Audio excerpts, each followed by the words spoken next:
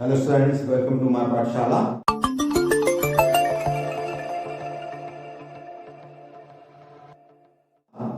आज हम क्लास 10 का एक बहुत इंपॉर्टेंट चैप्टर स्टार्ट करने जा रहे हैं, क्वाड्रेटिक इक्वेशंस। तो क्या होता है क्वाड्रेटिक इक्वेशन, समझे। आपने पॉलिनोमियल पढ़ा हुआ है। पॉलिनोमियल का फॉर्मेट आपने क्या लिखा था, ax की पावर n प्लस bx की power n minus 1 plus cx की पावर n माइनस 2। इस तरीके से आगे तक चलता है। अब अगर हमारे इस पॉलिनोमियल में मैक्सिमम पावर अगर 2 होगी तो उस कंडीशन में ये बनेगा ax square plus bx plus c equal 0 के फॉर्म में। तो ये पॉलिनोमियल हमारा कहलाएगा क्वाड्रेटिक पॉलिनोमियल। मतलब जब हमारे पॉलिनोमियल की डिग्री 2 होती है, यानी मैक्सिमम पावर जब 2 होती है, तो हम इसे क्या कहते हैं, क्वाड्रेटिक पॉलिनोमियल। बस आपको इसमें ये ध्यान रखना है कि जो इंपॉर्टेंट बात वो है कि हमारे a की वैल्यू यहाँ पर, मतलब जो x स्क्वायर का कोफिशिएंट है, वो कभी भी 0 नहीं हो सकता है। मतलब यहाँ पर b की वैल्यू भी 0 पॉसिबल है, c की वैल्यू 0 भी पॉसिबल है, बट a की वैल्यू कभी भी 0 नहीं हो सकती। क्यों नहीं हो सकती है? क्योंकि जैसे ही आप इसे 0 से मल्टीप्लाई करेंगे तो ये टर्म क्या होगा, खत्म हो जाएगा और हमारा पॉलिनोमियल क्या बन जाएगा, लीनियर पॉलिनोमियल बनेगा। इसलिए क्वाड्रेटिक पॉलिनोमियल के लिए कंपलसरी कंडीशन क्या है कि a की वैल्यू कभी भी इसमें 0 नहीं हो सकती।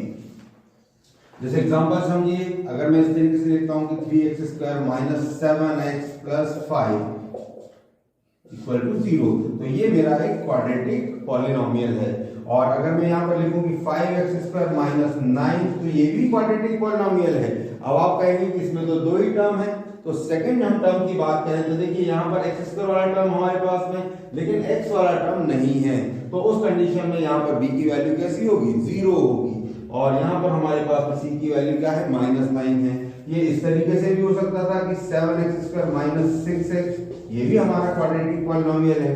इसमें क्या है, यहाँ पर हमारी जो c की वैल्यू है वो 0 है। तो जब हमारे इक्वेशन इस फॉर्म में होंगे तब इन्हें क्या बोलेंगे, क्वाड्रेटिक पॉलिनोमियल। तो चलिए अब स्टार्ट करते हैं इसकी एक्सरसाइज। फर्स्ट एक्सरसाइज हम स्टार्ट करेंगे 4.1। 4.1 के क्वेश्चंस को हम देखते हैं।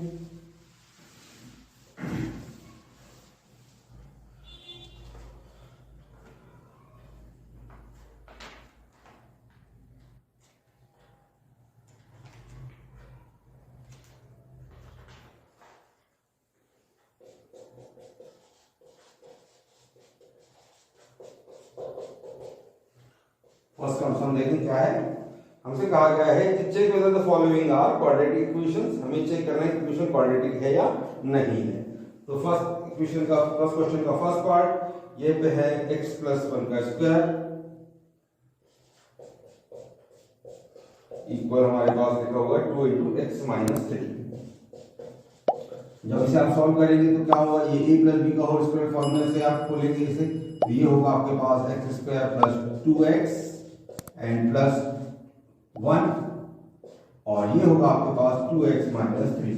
चलिए इसे ट्रांसपोज करें, ये होगा x square plus 2x minus 2x plus 1 plus 3 equal 0। मतलब ये बचा आपके पास x स्क्वायर प्लस 4 इक्वल 0। मैंने अभी आपको बताया था कि हमारे पॉलिनोमियल की पावर मैक्सिमम पावर क्या होनी चाहिए, 2 होनी चाहिए। तो यहाँ पर ये है, तो उस कंडीशन में क्वाड्रेटिक पॉलिनोमियल है। तो इसका आंसर क्या होगा हमारे पास, yes, it is a quadratic polynomial. Second part को हम चेक करें। इसका सेकंड पार्ट हमारे पास में है x square minus 2x equal हमारे पास में यहां पर है माइनस 2 इंटू 3 माइनस x। तो यहां पर x square minus 2x equal क्या होगा, इसे आप अंदर मल्टीप्लाई कर दीजिए, minus 6 and minus minus plus 2x। Transpose करें x square minus 2x again minus 2x and minus 6 transfer होकर क्या बनेगा, प्लस 6 इक्वल 0। सो x square minus 4x plus 6 equal 0। तो ये भी हमारा क्वाड्रेटिक पॉलिनोमियल है। इसका भी आंसर क्या होगा हमारा, यस। थर्ड पार्ट की बात करें, थर्ड पार्ट हमारे पास में है x minus 2 into x plus 1 equal में यहाँ पर लिखा हुआ है x minus 1 into x plus 3। इसे चेक करें तो ये होगा आपके पास में, यहाँ पे हमने फॉर्मूले का यूज करेंगे x plus a into x plus b, जो कि क्या होता है x square plus a plus b into x मतलब minus two plus one into x plus a b मतलब माइनस टू इंटू वन और यहाँ भी same x square plus minus one plus three into x plus minus one into minus three. So ये होगा आपके पास x square minus x minus two equal यहाँ पर हुआ आपके पास एक्स स्क्वायर और थ्री में से वन को माइनस कर दिए हुआ आपके पास टू एक्स और ये हुआ माइनस थ्री। सो ट्रांसपोज कर दीजिए x square minus x minus to x and minus two plus three equal zero. यहाँ देखिए एक्स स्क्वायर कैंसिल हुआ तो हमारे पास हो रहा है minus three x plus one equal zero. मैंने आपको बताया था कि क्वाड्रेटिक पॉलिनोमियल में ए की वैल्यू जीरो नहीं हो सकती है, मतलब एक्स स्क्वायर जो कोफिशिएंट होता है हमने फॉर्मेट देखा था किस फॉर्म में था a x square plus b x plus c equal zero के फॉर्म में।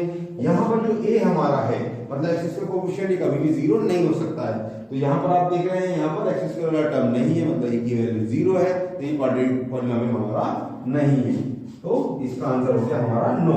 मैंने यहाँ पर जो फॉर्मूला यूज किया उनके बारे में ये फर्स्ट हमने यहाँ पर यूज की आइडेंटिटी ए प्लस बी का होल स्क्वायर जो कि हमारे पास क्या होता है a square plus two a b plus b square.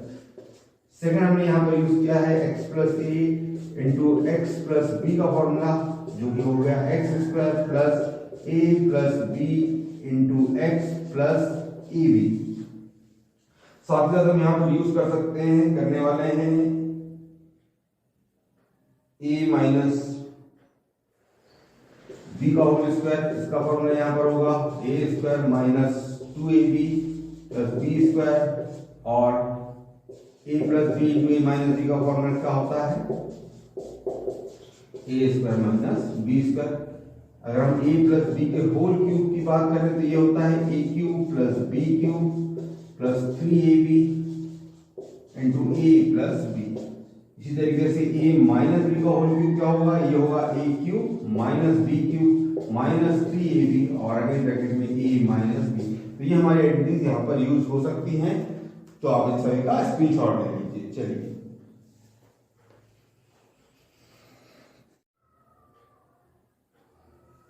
चलिए देखते हैं इसका फोर्थ पार्ट। फर्स्ट क्वेश्चन का फोर्थ पार्ट हमारे पास है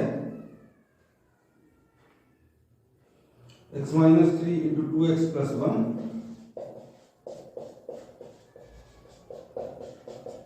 इक्वल हमें दिया है x into x plus five. चलिए इसे सॉल्व करें तो जब आप x का मल्टीप्लाई टू एक्स करेंगे ये होगा टू एक्स स्क्वायर, x का वन से करेंगे x माइनस थ्री का टू एक्स करेंगे माइनस सिक्स एक्स और ये होगा माइनस थ्री का वन से माइनस थ्री इक्वल यहाँ पर होगा x square plus five x. ये हो गया two x square plus one minus six हुआ आपके पास minus five x minus three equal x square plus five x. Transpose करें two x square minus x square minus five x again minus five x minus three equal zero. तो ये हमारे पास बचता है x square minus ten x minus three equal zero, जो कि हमारा quadratic equation का फॉर्मेट है। तो यहाँ पर हमारा आंसर क्या होगा यस। फिफ्थ पार्ट की बात करें, फिफ्थ पार्ट इसके हमारे पास में है two x minus one into x minus three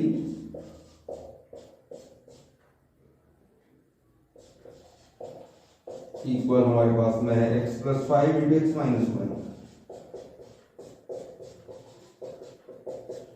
चलिए इसको मल्टीप्लाई कर दीजिए हो गया two x square minus six x minus x and minus minus plus three equal यहाँ पर हुआ x square minus x plus five x minus five ये हुआ two x square minus seven x plus three और यहाँ पर हमारे पास हुआ x square five minus one हुआ four x minus five. Transpose करें तो two x square minus seven x और फोर एक्स को जब आप ट्रांसपोज करेंगे ये भी होगा minus four x plus three minus five transpose होकर बना प्लस फाइव इक्वल जीरो। तो यहाँ पर देखिए ये हुआ हमारे पास x square minus eleven x plus eight equal zero, मतलब ये भी हमारा क्वाड्रेटिक पॉलिनोमियल है इसका। चलिए आप फिर पार्ट तक का स्क्रीनशॉट ले लीजिए, फिर सिक्स पार्ट को सॉल्व करते हैं।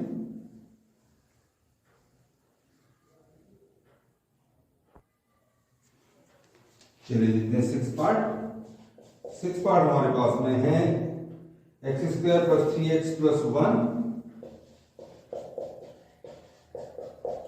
और इक्वल में हमारे पास में यहाँ पर है x माइनस 2 इट्स स्क्वायर। चलिए इसे भी सॉल्व करें। ये होगा आपके पास x square plus 3x plus 1, और इसे जब आप फॉर्मूले सॉल्व करेंगे ये होगा x square minus 4x and plus 4। Transpose करिए, x square minus x square plus 3x minus 4x को ट्रांसपोज किया तो बनेगा plus 4x plus 1 minus 4 equal 0। तो ये हुआ आपके पास 7x माइनस 3 इक्वल 0, जो कि हमारे क्वाड्रेटिक इक्वेशन के फॉर्मेट में ठीक नहीं बैठता है, तो इसका आंसर हमारा हो गया नो। ये हमारा क्वाड्रेटिक पॉलिनोमियल नहीं है। चलिए 7th पार्ट देखते हैं। 7th पार्ट आपके पास में है x plus 2 it's cube equal हमारे पास में है 2x into x square minus 1। चलिए अभी मैंने आपको आइडेंटिटी बताई थी a plus b whole cube की, जो कि होता है a क्यूब मतलब x cube plus b cube, यानी 2 का क्यूब करेंगे 8 plus 3ab, so 3 into x into 2 3 to the 6x, और अब ब्रैकेट में a plus b means x plus 2, और यहाँ पर होगा जब आप 2x इंटू एक्स स्क्वायर करेंगे होगा 2x क्यूब माइनस 2x। चलिए इसे और सॉल्व करें, x cube plus 8 plus 6x का अंदर मल्टीप्लाई करेंगे 6x स्क्वायर, 6x का 2 होगा 6 to the 12x equals 2x cube minus 2x। Transpose करें, चलिए पहले और सॉल्व कर लेते हैं और ट्रांसपोज भी कर देते हैं। x cube minus 2x cube और plus 6x square plus 12x, और जो माइनस का 2x से ट्रांसफर कर लीजिए प्लस का 2x and plus 8 equal 0।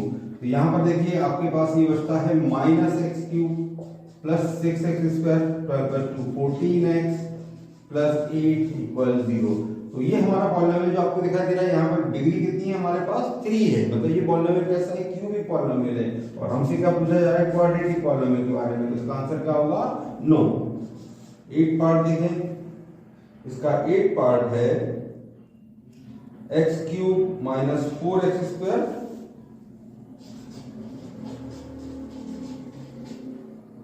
Minus x plus 1 equal x minus 1 cube. चलिए इसे भी चेक कर लें। ये दो आपके पास x cube minus 4x square minus x plus 1 equal, इसे आप जो फॉर्मूले से सॉल्व करेंगे होगा x cube minus 1 and minus 3ab मतलब माइनस 3x, ब्रैकेट में a minus b means x minus 1, so x cube minus 4x square minus x plus 1 equal x cube minus 1 minus 3x square minus minus plus 3x। चलिए तो ये होगा हमारे अगले step इसकी होगी x cube minus 4x square minus x plus 1 equal, यहां पर आपके पास होगा x cube minus 3x square plus 3x और माइनस 1। ट्रांसपोज करें, ये हुआ x cube minus x cube minus 4x square, और यहाँ पर आकर हुआ ये plus 3x square minus x, 3x को ट्रांसपोज किया माइनस 3x प्लस 1, और माइनस 1 भी ट्रांसपोज करना प्लस 1 इक्वल 0। तो यहाँ x स्क्वायर x क्यूब से x क्यूब कैंसिल हुआ, ये हमारे पास बचता है minus x square minus 4x plus 2 equal 0, जो कि हमारे क्वाड्रेटिक पॉलिनोमियल का फॉर्मेट में सही बैठता है। तो इस कंडीशन में ये हमारा क्वाड्रेटिक पॉलिनोमियल है, तो हमारा आंसर हुआ यस। तो ये हमने देखा कि इनमें से कौन से फर्स्ट क्वेश्चन के पार्ट्स को चेक किया कि कौन से क्वाड्रेटिक पॉलिनोमियल है और कौन से पार्ट्स नहीं है। चलिए इनका स्क्रीनशॉट ले लीजिए, देखते हैं नेक्स्ट सम।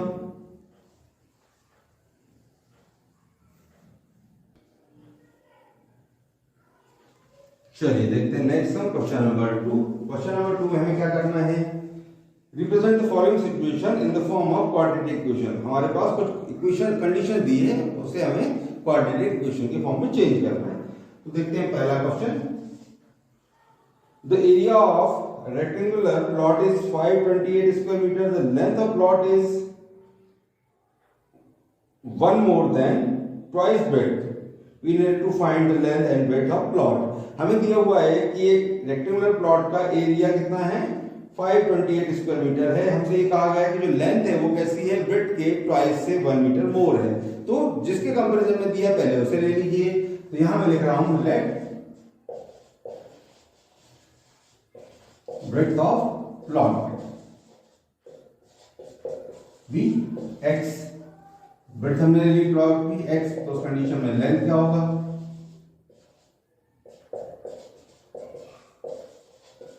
लेंथ हमारी जो प्लॉट की वो कैसी दी है, हमारे ब्रेड्थ के ट्वाइस से 1 मोर, मतलब 2x प्लस 1, और यूनिट दी है हमें मीटर, सो 2x प्लस 1।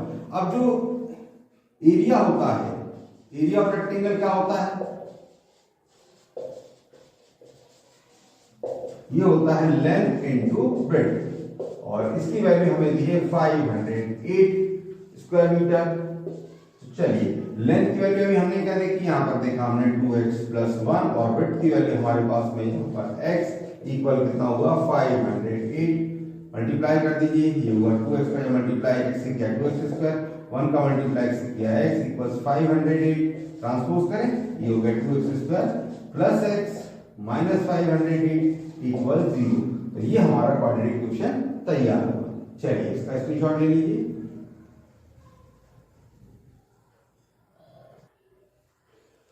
चलिए देखते हैं इसका सेकेंड पार्ट, जो कि है the product of two consecutive positive integers is 306। We need to find integer.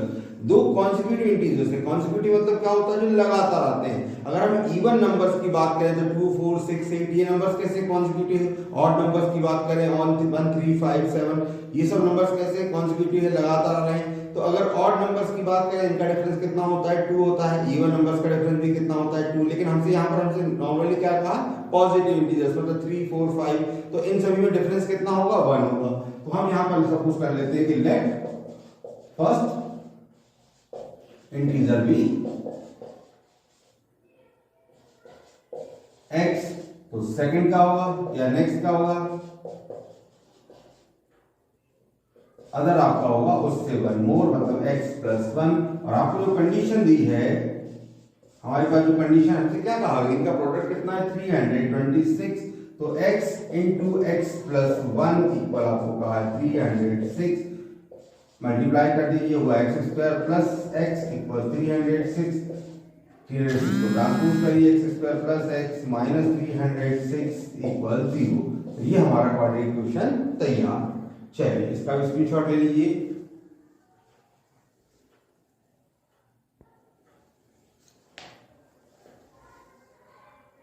अब देखते हैं नेक्स्ट पार्ट। नेक्स्ट पार्ट हमारे पास में है यहां पर,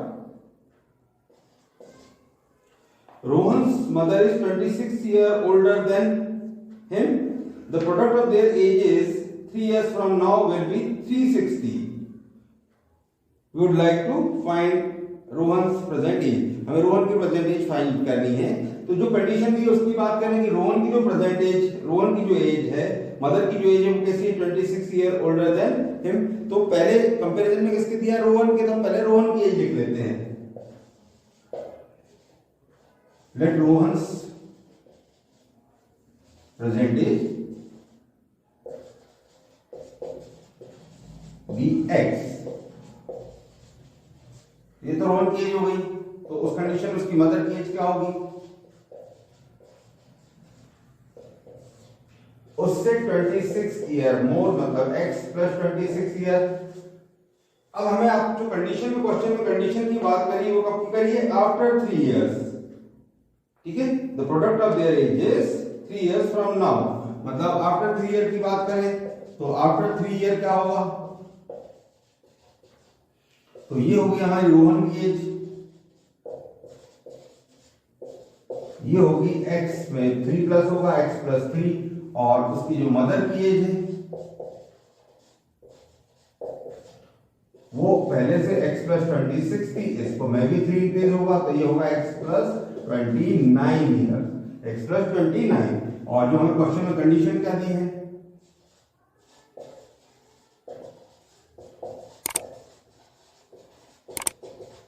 क्वेश्चन में हमें दिया है कि इन दोनों की जो एज आज से 3 साल बाद की होगी, उनका प्रोडक्ट 360 होगा।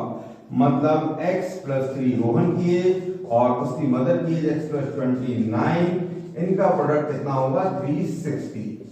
तो इसे हम फॉर्मूले से सॉल्व करते हैं तो क्या होगा x² + 3 + 29 into x + 3 into 29 = 360।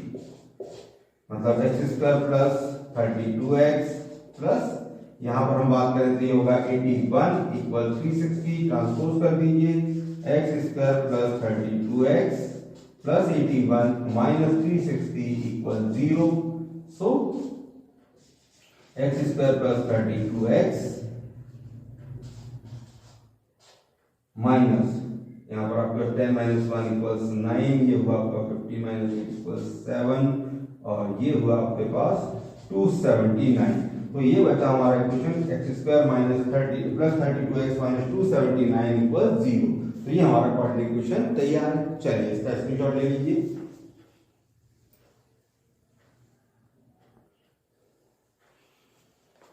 चलिए देखते हैं नेक्स्ट पार्ट, फोर्थ पार्ट है a train travels a distance of 480 km at a uniform speed. If the speed had been 8 km less, then it would have taken 3 hours more to cover the same distance. We need to find speed of train. यहाँ पर हमें दिया है कि 480 kilometre के distance को एक train एक स्पीड से फिक्स स्पीड से जब चलती है तो जो टाइमिंग उसमें लगता है, अगर उसकी स्पीड को हम 8 km/h कम कर दें तो वो टाइमिंग हमारा क्या होगा 3 hours इंक्रीज होगा। हमें बताना है कि ट्रेन की स्पीड कितनी होगी। तो चलिए इक्वेशन के फॉर्म में से चेंज करेंगे। तो यहाँ पर हम मान लेते हैं कि ट्रेन की स्पीड क्या है, x है।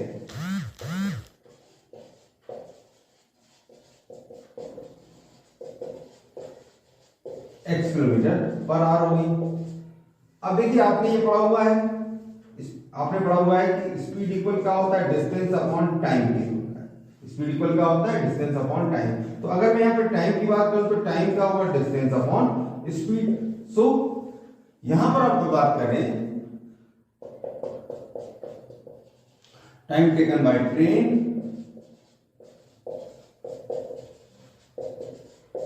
To cover distance of 480 kilometre.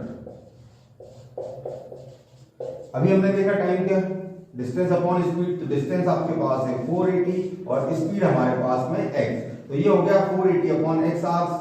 चलिए अब बात करते हैं न्यू स्पीड हमारे पास क्या होगी।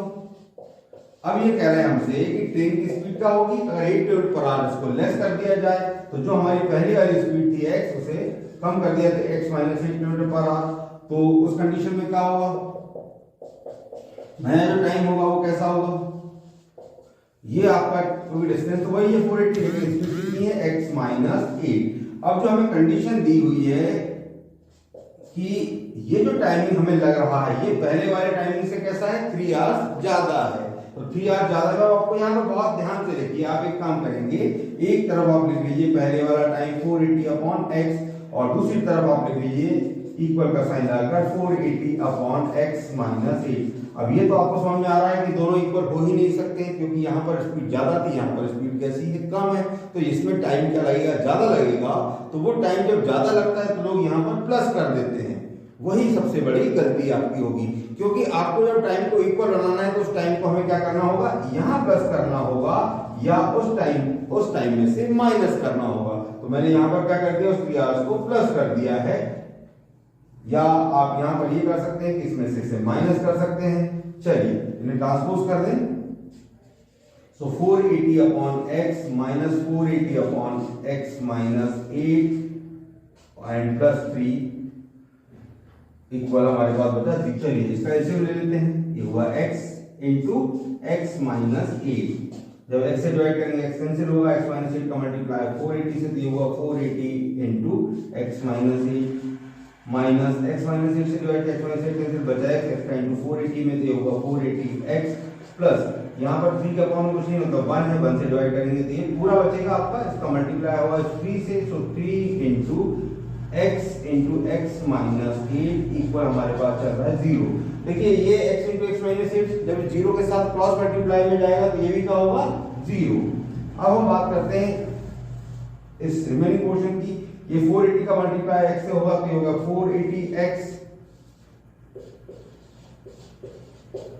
480 का मल्टीप्लाई माइनस 8 से करेंगे, सो 8 8 जा 64, कैरी हुआ 6, 8 4 जा 32 प्लस 6 38, 3840 और माइनस 480x, यहां पर हुआ आपके पास ये 3x का इंटू x से हुआ 3x स्क्वायर माइनस 24x